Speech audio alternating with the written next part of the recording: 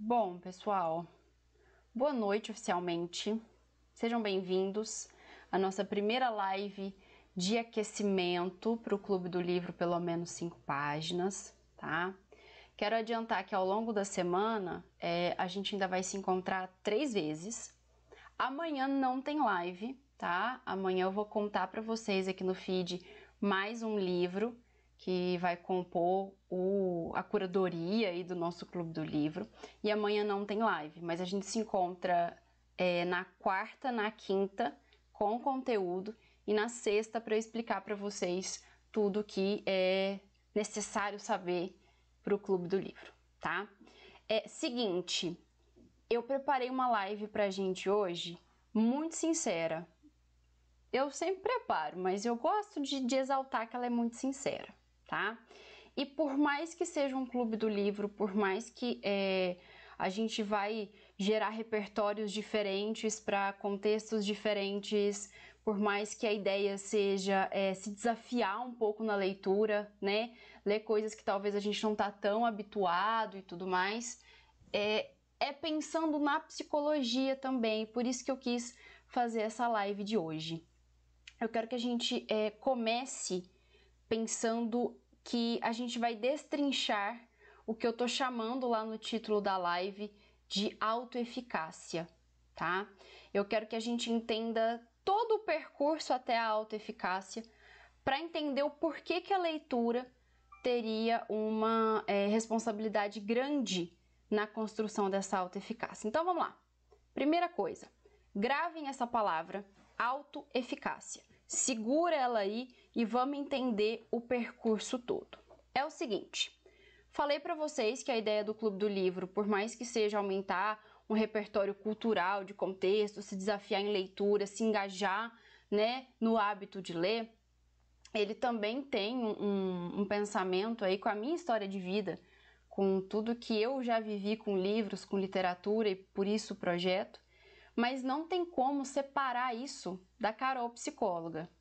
Então o Clube do Livro ele também é pensado num sentido de desenvolvimento humano. Ai, Carol, coisa de coach, não é coisa de coach não, tá? É na ideia da gente ou melhorar aspectos que a gente já tem, num sentido de capacidade, no sentido de se sentir bem, de se sentir capaz, de se sentir inteligente mesmo, mas também conversar com algumas ideias que sejam mais desadaptadas, com a ideia de eu não dou conta, eu não sou tão capaz assim, né? Então o Clube do Livro ele também tem essa pegada. É terapia? Não, não é terapia, é Clube do Livro. Mas não tem como eu separar a Carol psicóloga da Carol Clube do Livro, enfim, vocês entenderam. Vamos lá. Seguinte, vamos pensar que para chegar na ideia de autoeficácia, no que eu tô chamando de autoeficácia, gente, eu tô olhando para 3 telas diferentes, porque enquanto eu tô gravando a gente aqui no Instagram, eu também tô gravando a gente pro Clube do Livro. Então, se der uma confusão assim, às vezes é por causa disso, mas continua aqui no canal, tá? Não tô passando mal, tô ótima, é só porque eu tô dividindo as telas. Vamos lá. Pra gente chegar na ideia de autoeficácia, a gente vai dar alguns passos. E a gente vai dar alguns passos entendendo o seguinte: ao longo da vida, e aí eu quero que vocês pensem ao longo da vida inteira, a gente vai construir uma espécie de roteiro, de script, de referência sobre quem nós somos, sobre como que o mundo é e como que a gente acha que as pessoas são. Tá? E é referência mesmo, é script, é roteiro mesmo. Por quê? Essa referência, ela vai ser meio que a base, o norte para como que a gente vai agir no mundo. Então tem que ser um script assim bem construído, para o bem ou para o mal. Porque esse script vai fazer com que eu viva. Vai me nortear, vai me guiar, vai fazer com que eu interprete as situações que eu tô vivendo aí no dia a dia. Então a gente vai construindo esse script, a gente vai construindo essas ideias ao longo de toda a vida. Mas calma que a gente vai entender tudo. É o seguinte, desde a infância, porque eu disse que ao longo de toda a vida, desde a infância a gente vai aprendendo. Decora essa palavra, é aprendendo, tá? A gente não vai magicamente criando um negócio aqui na cabeça que veio de... Não, a gente vai aprendendo. aprendendo, tá? Através de experiências, através de observar as outras pessoas, através de viver com as outras pessoas, né? Vendo quais comportamentos nossos as pessoas batem palma, quais comportamentos elas não gostam. Então a gente vai aprendendo. E aí, claro que a gente não aprende do nada, né? Depende do contexto que a gente vive, então isso depende de contexto social, isso depende de período histórico, isso depende de ambiente, de com quem que eu vivo, quais foram as condições, mas enfim, um conjunto de coisas vai construindo, vai ajudando a gente a construir, a aprender quem nós somos no mundo. Então a gente vai meio que criando esse roteiro, esse script de quem nós somos. Então, como que eu me vejo enquanto inteligência, como que eu me avalio na minha aparência, que noções que eu tenho de mim mesmo em termos de capacidade, em termos de comportamentos, como que eu me conceituo, né? E isso a mesma coisa aí para as outras pessoas, né? As pessoas são bacanas, elas são confiáveis, elas são neutras, qual que é a visão que eu vou construindo aí das pessoas? Do mundo também, eu vou criando a ideia de que o mundo é um lugar justo, um lugar injusto, né, bem 880, ou não, é um lugar cheio de possibilidades, não, a caca, não dá para ficar aqui, né, um horror. Quais são os conceitos que eu vou criando de mim, do mundo e das pessoas, através do meu contexto, das minhas experiências, do que eu vou aprendendo. Isso é construído, tá? Por isso que eu pedi pra gente focar na palavra, a gente vai aprendendo. Porque a gente vai construindo, isso não vem do nada, não chega alguém na nossa frente e fala assim, olha, você vai acreditar que você é muito lindo, e é isso aí, vai pro mundo. Não, é através de experiência, como é que a gente vai gravando o que a gente vai vivendo, tá? E aí, tudo isso que eu tô contando pra vocês, né, esses conceitos que a gente cria da gente mesmo, do mundo, das pessoas, através de todas essas variáveis, é o que a gente chama na terapia cognitivo-comportamental de crenças centrais. Diabo é isso, Carol. É a fundação da nossa casa. Lembra que eu falei que são scripts, são roteiros, são referências? Pois bem, é como se fosse a fundação. São crenças, são roteiros aprendidos que vão ficar bem cristalizados e que vão ser a base, ou seja, a fundação da casa, para tudo que vem depois. Então, quais vão ser os meus comportamentos? O que eu vou achar que é certo ou errado no mundo? O que eu vou achar que é bom ou que não é bom para mim? Quais vão ser os meus valores? Não são valores morais, tá? O que é importante para você? Como é que você vai se relacionar? Quais vão ser as suas regras? Né? Quais vão ser os seus principais conjuntos ali de ação? Como é que você vai enfrentar o mundo? Como é que você vai reagir?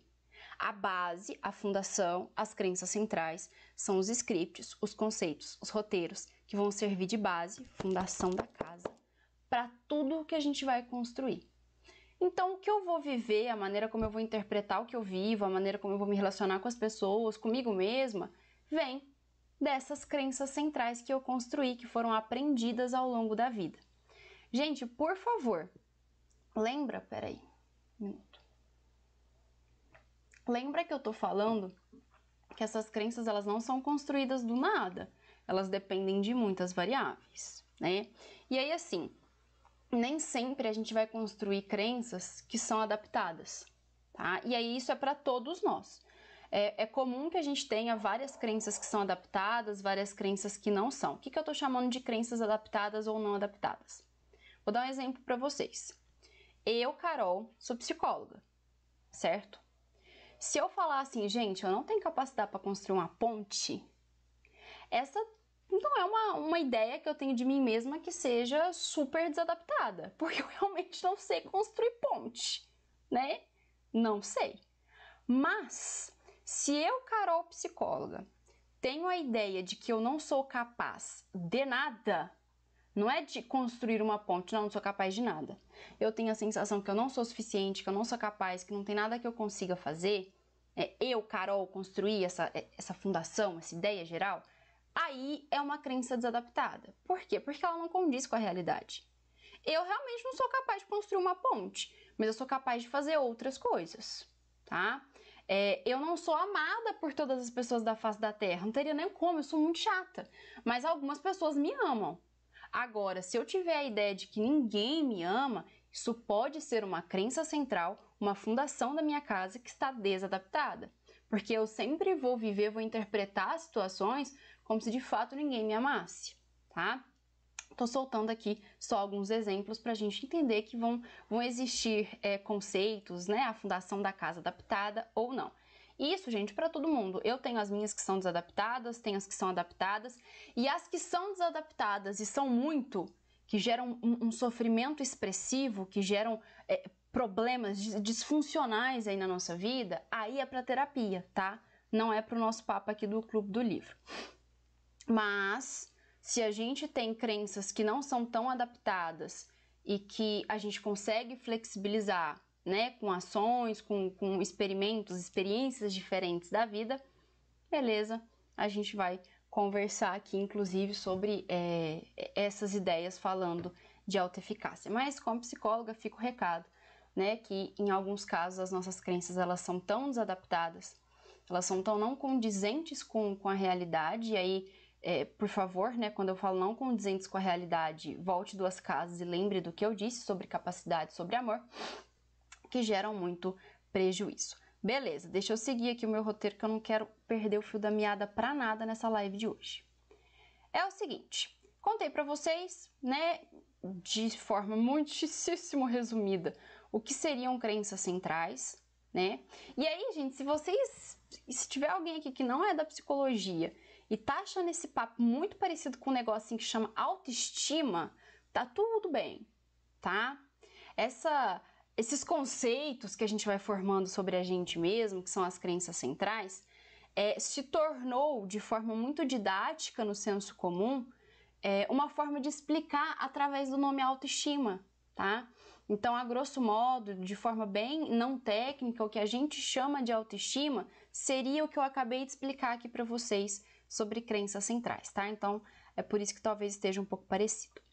Bom, pegando esse rolê de crenças e aonde eu quero chegar com isso, eu quero que a gente exemplifique isso, pegando 3 pessoas imaginárias e completamente aleatórias, sem nenhuma condição de transtorno, sem nenhuma condição de nenhuma doença, nada, mas eu quero exemplificar essa história, né, de fundação, de conceitos sobre si mesmo e como que a gente vai interpretar as coisas através dessa fundação com 3 pessoas, tá? E é o seguinte, a gente vai falar da pessoa 1, pessoa 2 e pessoa 3 executando exatamente a mesma tarefa. Então, é exatamente a mesma situação, tá? Qual é a situação? A pessoa vai ler as 10 primeiras páginas do livro Crime e Castigo, do Dostoiévski, tá? Essa é a situação. Pessoa 1. A pessoa 1, gente, eu vim para uma live sobre leitura, não trouxe um livro, mas eu vou usar aqui o presente que eu ganhei de uma paciente muito linda e querida. Seguinte, a pessoa 1 abre o livro Crime e Castigo, do Dostoiévski, tá lá tentando ler as primeiras 10 páginas, ela pensa assim, cara, não vou dar conta. Não vou dar conta disso. Eu não consigo. Sério, eu não consigo ler. Não dá. É muito difícil pra mim. Eu fico extremamente frustrado de não conseguir. Vou deixar esse livro pra lá. Essa é a pessoa 1, tá? Pessoa 2. Pegar o mesmo livro, Crime e Castigo, do Dostoiévski, que vai começar a ler as 10 primeiras páginas.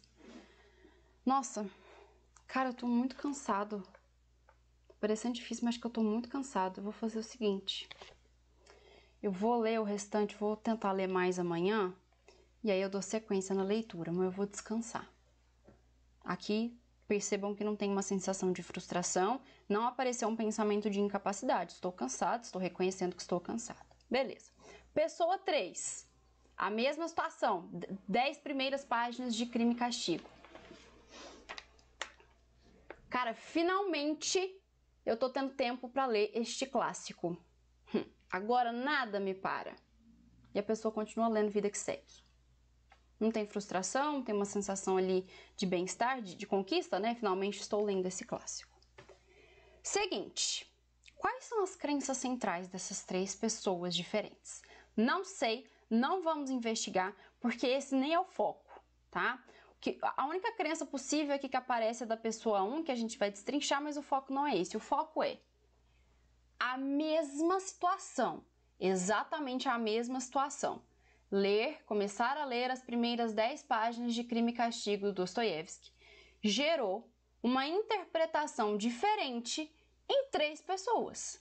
Por quê? Porque a ideia, o conceito que cada uma tem sobre aquela situação, que se baseia nos conceitos que elas têm de si mesmas, do mundo e das outras pessoas, é diferente para cada uma delas. E como é diferente, cada uma pensou, agiu e sentiu de uma forma diferente, mesmo sendo exatamente a mesma situação, tá? Mas tá, vamos lembrar que eu falei que as crenças, que a base dessa interpretação diferente, ela é construída? Ela é construída. Ah, Carol, mas você deu o exemplo de que essas crenças centrais, elas funcionam como se elas fossem a fundação da casa. E aí eu penso que mudar a fundação de uma casa é algo muito difícil. É difícil mesmo, tá? É bastante difícil. Por isso que eu citei que quando a gente tem crenças, por exemplo, essa pessoa 1 aqui, ela fala que, cara, eu nunca vou conseguir ler, é impossível, eu não entendo nada, eu não sou capaz de continuar a leitura. É possível que se essa ideia de incapacidade, ela for hipergeneralizada para tudo na vida dessa pessoa, como foi o exemplo que eu dei mais cedo, isso provavelmente gera muito sofrimento. E aí essa flexibilização, essa reconstrução da fundação da casa, ela vai ser feita em terapia, tá? Mas, tal como é feito na terapia, por mais que a crença seja enraizada, generalista, e por mais que seja a fundação, a base de tudo, se a gente levou a vida inteira para construir, a gente pode levar mais um tempo para construir de uma forma diferente. Não é impossível. E uma das formas da gente reconstruir essa ideia e da gente ajudar a pessoa 1 a aumentar a sensação de capacidade que ela tem é vivendo outras experiências, é se colocando em situações onde a gente testa essa sensação de incapacidade para que da mesma forma que a gente construiu as crenças que aqui estão desadaptadas, a gente construa as adaptadas. A gente aprenda através de outras experiências, através de outras observações. Vamos pegar a pessoa 1 como exemplo, tá? Pensa comigo, a pessoa 1 foi a pessoa que abandonou a leitura, que numa percepção de não ser capaz de ler o livro do Dostoiévski, abandonou a leitura. Seja muito sincera comigo, mas muito mesmo. Quem estiver me ouvindo e quiser responder aqui no chat, inclusive, vai me ajudar muito. Quando essa pessoa abandonou a leitura, como que ficou a sensação de capacidade? O deixar a leitura para lá piorou, deu uma espécie de carimbo na sensação de realmente eu não sou capaz? Ou promoveu alguma sensação diferente? Promoveu alguma possibilidade diferente? Essa é a hora no ao vivo que quando não tem resposta nenhuma a gente fica assim, Jesus, why? Vamos ver se alguém vai arriscar. Quem estiver assistindo isso aí direto na plataforma, sorry. Ninguém, gente? Ai, troquei a cor do meu olho. Bom, quando a gente afasta o livro, quando a gente afasta o comportamento e a gente acredita nesse pensamento, né, de eu não sou capaz e por isso eu não vou continuar a leitura do Dostoiévski, a gente valida. É como se a gente levasse no cartório essa crença. Eu estou levando no cartório e autenticando a existência dela. Eu realmente não sou capaz. Ah lá, nem o livro eu consegui ler. Então, quando a gente se afasta de comportamentos baseados nesse pensamento, né, que é da nossa fundação, que é da nossa crença, a gente não consegue sair dessa fundação. A gente não consegue flexibilizar ou construir uma fundação nova. Mas vamos com calma. E aí, agora explicado todo esse negócio de crença, Vamos para a parte da leitura, né? Que eu não dei o exemplo do Dostoiévski à toa. Seguinte, primeira coisa, se a gente quer começar um hábito de leitura, peraí, gente, que eu pus a luz aqui, ficou bom para um lado e ruim para o outro. Se a gente quer começar um hábito e se a gente quer começar a construir uma percepção maior de segurança, de capacidade, para que a gente vai começar lendo Dostoiévski? Pelo amor de Deus! Gente, literatura russa é ótimo, mas você fica 2 capítulos ali para a descrição da cômoda. A cômoda que tinha a cor de mármore do deserto do Saara, não, tá? Então, primeira coisa, vamos pegar a pessoa 1 e vamos tornar o contexto um pouco mais tranquilo. Vamos tirar Crime e Castigo e vamos supor que a gente começasse, né, que a gente desse para essa pessoa 1 um livro um pouco menor do que Crime e Castigo. Crime e Castigo tem edição que tem 2 volumes, né? É um calhamaço. Vamos dar um livro menor. Vamos pegar um livro mais curto, menor, e que tem uma temática mais relacionada ali com coisas que a pessoa gosta, né? Vamos lá. Essa pessoa pegou esse livro. E aí ela demorou 2 meses, mas ela terminou esse livro. O livro está terminado. Beleza. Aí como ela conseguiu terminar esse livro, né? Olha, eu comecei a ler Crime e Castigo, abandonei, mas este livro aqui eu terminei. Será que eu consigo ir para mais um? Opa, mais um livro, vamos lá. Vamos um pouquinho mais, vamos pegar um livro levemente maior do que esse último que a pessoa leu. Vamos pegar também uma temática que a pessoa se interessa. A pessoa demora 2 meses de novo, mas ela termina, ela lê. Aí essa pessoa 1, ela tá lá no trabalho dela, ela tá pegando café lá, ou ela tá fazendo alguma coisa, e ela escuta uma conversa no trabalho das pessoas falando sobre determinado assunto. Ela não tá na conversa, mas ela começa a prestar atenção e ela começa a perceber o seguinte: eu sei do que eles estão falando. Eu conheci esse assunto. No livro que eu li tinha sobre isso. Interessante. Beleza. Aí essa pessoa, ela já leu 2 livros, né? Ela demorou 2 meses em cada livro, mas ela terminou. Beleza. Aí ela começa a fazer um pouco por dia, né? Ela começa a ler todos os dias. Ela começa a ler de pouquinho, vai indo, ela termina o 3º livro. Aí ela posta esse livro no Instagram, ela posta lá nos stories. E algum conhecido dela já leu o livro, vai lá e conversa com ela. Nossa, já li esse livro. E essas 2 pessoas começam a conversar. O que você achou? Como é que, né? Você gostou, você não gostou? Qual foi a sua parte favorita? Enfim, Carol, isso não acontece, acontece. Tá? Isso só não acontece quando a gente não se expõe. Quando a gente se expõe, acontece. Beleza. Essa pessoa foi concluindo livros aos poucos, ela foi percebendo que ela conseguia entender de alguns assuntos que as pessoas estavam conversando, que talvez antes ela não daria muita moral. Ela começou a achar interessante o fato de receber um reforço quando ela posta que ela terminou um livro. Ela viu que ela começou a ter assuntos com outras pessoas, que isso foi base. Ok. Como é que fica a ideia de incapacidade depois disso? Ah, Carol, não foi do dia para a noite. A ideia que ela construiu sobre ser incapaz também não foi do dia para a noite. Depois de ler 3 livros, depois de conseguir perceber que ela conseguia ter ali assunto com as pessoas, de ser reforçada por isso, né? De conseguir interações através disso. Como é que fica essa ideia de incapacidade? Como é que fica essa ideia depois de fazer algo que seria impossível? Eu não dou conta de ler Crime e Castigo, ler é impossível para mim. Não, aquele livro naquele momento talvez seria. Talvez não seria impossível, mas seria muito difícil, né? Seria muito chato, vamos chamar assim, seria uma tarefa muito, né, desconfortável. Como é que fica a segurança?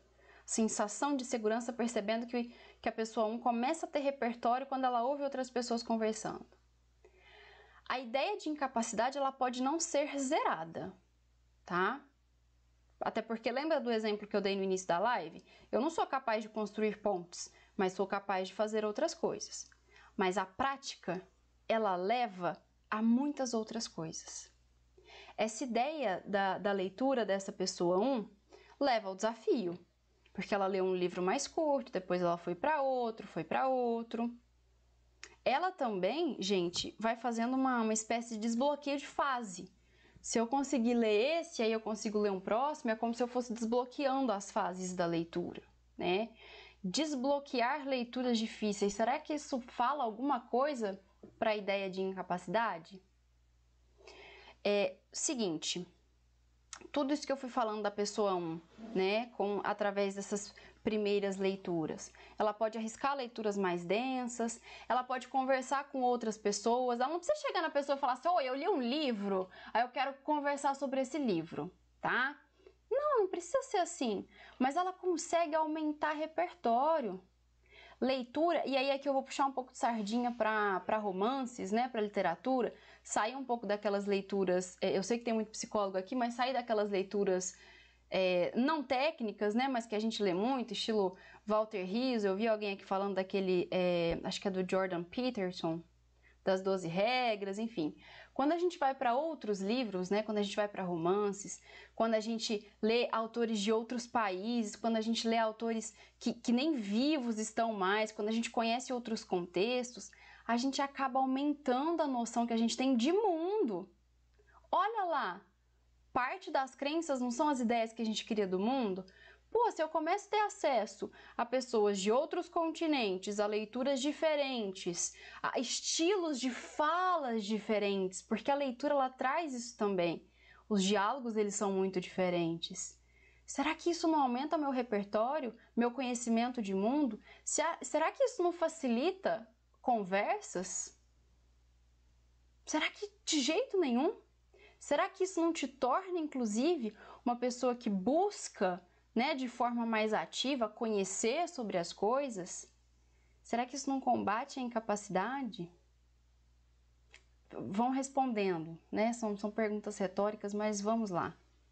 Carol, mas com tudo isso que você está falando, não tem como, ainda mais você como psicóloga, não tem como você garantir que ler automaticamente flexibiliza uma ideia de incapacidade. Não, garantir eu não garanto nada nessa vida. Eu, graças a qualquer coisa, não sou uma pessoa que sai dando garantias por aí. O que eu posso te dizer é que a leitura, ela é um comportamento que aumenta a possibilidade de você sentir sensação de prazer por executar uma tarefa. Eu me comprometi a ler, eu li. Temos aí uma tarefa executada. Vocês não ficam felizes, bem, não, quando vocês, putz, fiz um negócio que eu tinha que fazer, fiz um negócio que eu me propus. A leitura, enquanto uma tentativa de desenvolver hábito, ela te gera essa sensação. Ela aumenta a possibilidade de você sentir isso, né? Beleza. Ela também aumenta a possibilidade de você ter repertório. Saber de coisas de outros países, saber de coisas de outros tempos. Carol, o mais clichê vocabulário. Sim. Pô, se você consegue ler... Se você vai lendo coisas diferentes, de pessoas diferentes, de épocas diferentes, você não vai aumentar seu repertório, não? De vocabulário? Isso não facilita a sua escrita? Isso não facilita conversas? Gente, para quem é pesquisador, a gente ficar lá no site de sinônimos, facilita muito a vida quando você tem um repertório maior aqui dentro. Tá? Então, não garanto que flexibiliza a ideia de ser incapaz, mas estou te dizendo que aumenta a possibilidade, de se sentir bem por ter executado uma tarefa, 2, de ter mais repertório de vocabulário, de ter mais repertório de vida, de mundo. Tá? Te permite conseguir buscar de uma forma mais ativa. Se você está lendo um negócio, está lendo um livro lá, vou dar o exemplo do último livro que eu li, que foi A Casa dos Espíritos, da Isabel Allende. Nossa, gente, que livro lindo, enfim. O livro, ele vai passando por várias gerações e ele pega, no finalzinho, ele pega um golpe militar. Se você está lendo aquilo e não se atentou de que país que a Isabel Allende é, você não vai ter curiosidade de falar, nossa, deixa eu ver aqui, deixa eu dar uma pesquisada de onde ela é para ver se será que esse livro é fictício? Será que golpe será que foi esse? Não te leva a isso? A leitura tem grandes chances de te levar a fazer buscas mais ativas sobre aquilo que você está lendo e aí, além da leitura, ainda aumentar mais o seu repertório. Isso não aumenta a sua sensação de capacidade? E mais, pode não flexibilizar completamente a crença, não dou garantias, mas não te torna uma pessoa mais interessante, não? Ser uma pessoa com conhecimento de mundo, saber de diversos assuntos, ser uma pessoa que consegue sentar numa mesa e conversar sobre várias coisas, ser curiosa, porque a leitura acaba gerando essa curiosidade, ser uma pessoa mais interessante, não conversa de forma nenhuma com a percepção que você tem de você mesmo, sobre a sua capacidade, sobre a sua inteligência. Te tornar uma pessoa interessante, ser reforçada por isso. Não conversa? Ah, gente, eu acho que conversa. E conversa muito, tá? Ah, Carol, então significa que eu vou pegar um livro e já vou ser assim a Barça. Tem alguém aqui da época da Barça? Vou ser a própria Barça ambulante, vou ser uma enciclopédia. Não. Não, porque nada na vida é assim. Nem videogame é assim. Você tem que jogar, ficar pulando de fase lá até chegar no ápice do negócio. Não, você tem que ir aumentando. Você tem que... Opa, peraí que vai parar de acabar a bateria aqui. Você vai aumentando a frequência, você vai aumentando a dificuldade. Não tem como você ler um livro e se tornar uma pessoa super interessante. Tem como você frequentemente ter este hábito e a leitura te permitir um repertório cada vez maior por acessar coisas, pessoas, histórias, contextos diferentes do seu, diferentes da sua realidade. É o hábito, é a prática, é a persistência. É o estar ali disposto a construir algo que melhore a sua vida. Aqui fica um pouco coach, mas seguimos, tá? É a ideia ativa, diferente do que a pessoa 1 fez de cara. Se eu abandono a leitura, eu valido a sensação de incapacidade. Mas se eu faço 1, 2, 3, 4 vezes, eu aumento a minha chance de não me sentir tão incapaz quanto eu senti da primeira vez. E aí vai lá a pessoa 1, depois de ler vários livros, cate o Dostoiévski, cate Crime e Castigo e faça disso, né, um desafio de leitura. A gente não precisa ter a ideia de que tudo é um... Eu tô aqui tentando não ser cancelada, mas enfim. A gente não precisa ter a ideia de que tu tem que ser fofo, tu tem que ser bonitinho.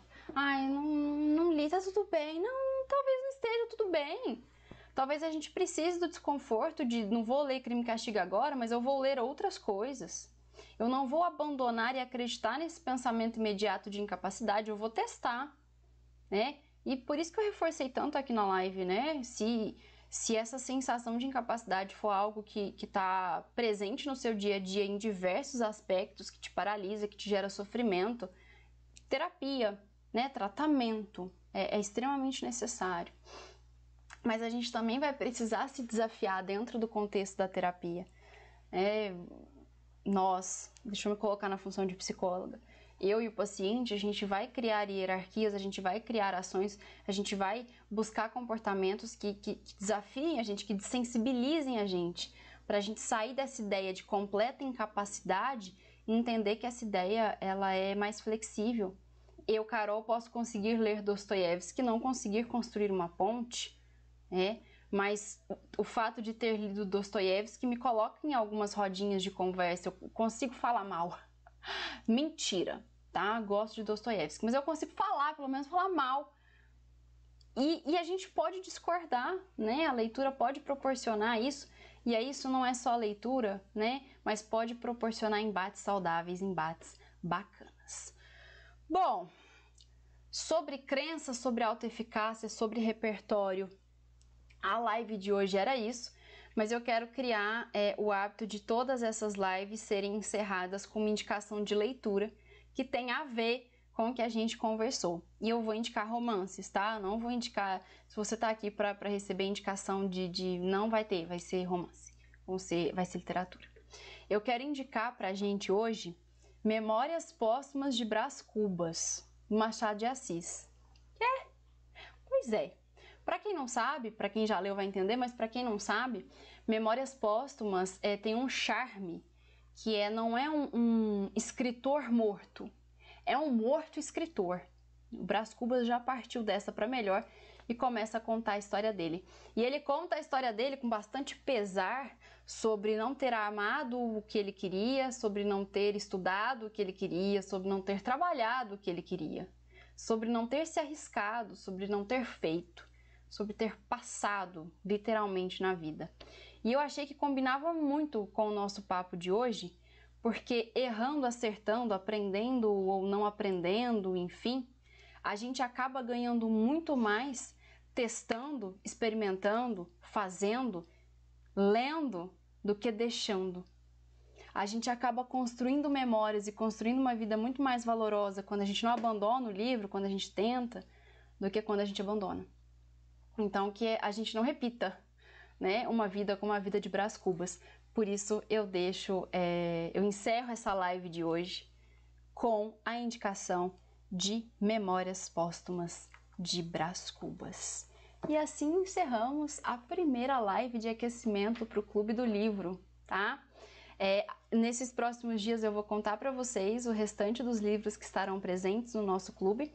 Quarta-feira eu conto o último, então quarta-feira a gente vai conhecer os 7 livros. E quarta-feira a gente volta a se encontrar aqui para falar sobre reflexões necessárias geradas por livros, psicologia, filosofia, cotidiano, reflexão e tudo que as leituras podem gerar. Mas por hoje eu me despeço, tá bem? Se você quisesse conhecer um amigo leitor, obrigado pessoal que está aqui apoiando. Um beijo para vocês. Muito obrigada por terem estado aqui. Se vocês conhecerem amigos leitores, manda essa live para eles, se vocês acreditarem que é um conteúdo que vai ser interessante, ou para aquele amigo que tá com aquele livro criando teia de aranha na gaveta, manda essa live aqui para ele, que essa live vai ser interessante, tá bom? Me despeço de vocês então, muito obrigada pela companhia, tá? Nesta segundona. Um beijo pra vocês, gente. Até a próxima. Obrigada, gente. Que gracinha, tem muita gente falando comigo. Fico muito feliz de vocês estarem gostando. Miga, perfeito, Thalita. Não esperava menos de você, indicando para todos. Quem tem amigos tem tudo. Obrigada, gente. Ó, beijo pra vocês e a gente se vê de novo na live de quarta-feira às 8 horas. Beijo.